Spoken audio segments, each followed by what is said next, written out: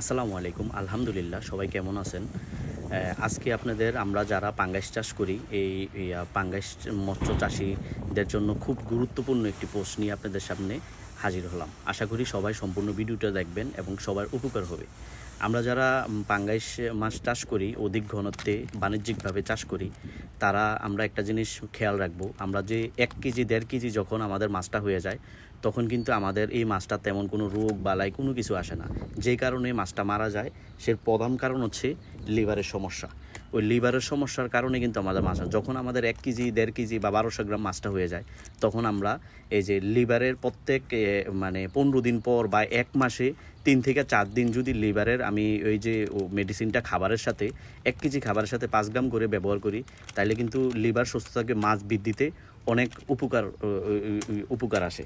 তো আমার এখানে 2টা পুকুরে, আমার সম্পূর্ণ প্রত্যেকটা পুকুরে পাঙ্গাস মাছ আছে। প্রত্যেকটা পুকুরে আমি এই লিভারের এই যে হেপা প্রোটেক একুয়া এগুলা ব্যবহার করব সবগুলা পুকুরে। আর 2টা পুকুরে এর সাথে একুয়েস্টার গ্রো আউট এই মেডিসিনটা ব্যবহার করব। তার কারণ হচ্ছে আমার 2টা পুকুরের আর 2-3টা করে মাছ, পাঙ্গাস মাছ মারা গেছে, সেটার ওই যে পায়খানার রাস্তায় একটু রক্তের মতন লাল দেখা গেছে, একটু রক্তও দেখা গেছে।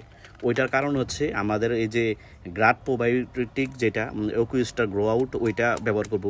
গাট অর্থ হচ্ছে অন্ত, আর অন্ত হচ্ছে নারী বড়ি। এই নারী বড়িজনিত সমস্যা যদি হইয়া থাকে, সমস্যার কারণে দেখা যায় যে মাছ বৃদ্ধি হয় না, মাছ খাবারের যেমন হয় না, হজম হয় না। তো এটার কারণে মাছ উৎপাদন বৃদ্ধিরও অনেক একটা ভালো একটা প্রোবায়োটিক হিসেবে কাজ করে। তো আমি সাথে এইটা আর ভিটামিন সি, অবশ্যই আমরা পুকুরে ভিটামিন সি এর গুরুত্ব অনেক বেশি। এটার ভিটামিন সি হচ্ছে রোগ প্রতিরোধ ক্ষমতা বাড়ায়। আর এই যে লিভারের যে সমস্যা বললাম, এটা তো বললাম, মাছের লিভার এবং যৌত্রিক রোগ প্রতিরোধ ক্ষমতা বৃদ্ধি করে, এরকম আর কি। তো আমরা সবাই চেষ্টা করব, আপনারা যারা মৎস্য চাষ করি, আমরা এই যে পাঙ্গাস মাছ চাষ করি, যারা 1 কেজি 1.5 কেজি যখন মাছটা হয়ে যায়, তখন 1 কেজি খাবারের সাথে ভিটামিন সি 1 কেজি খাবারের সাথে 5 গ্রাম, এবং কি এই যে হেপা প্রোটেক, যে লিভার টনিক, যে কোনো কোম্পানির লিভার টনিক আপনি ব্যবহার করতে পারেন। আমি রেনাটা কোম্পানিরটা ব্যবহার করতেছি, কারণ অনেক কোম্পানির লিভার টনিক আছে আপনার এই যে হাঁস, মুরগি, গরু, ছাগলের জন্য, কিন্তু আমি এই যে রেনাটা কোম্পানির পাইছি, মূলত এটা মাছের জন্য এটা তৈরি হয়।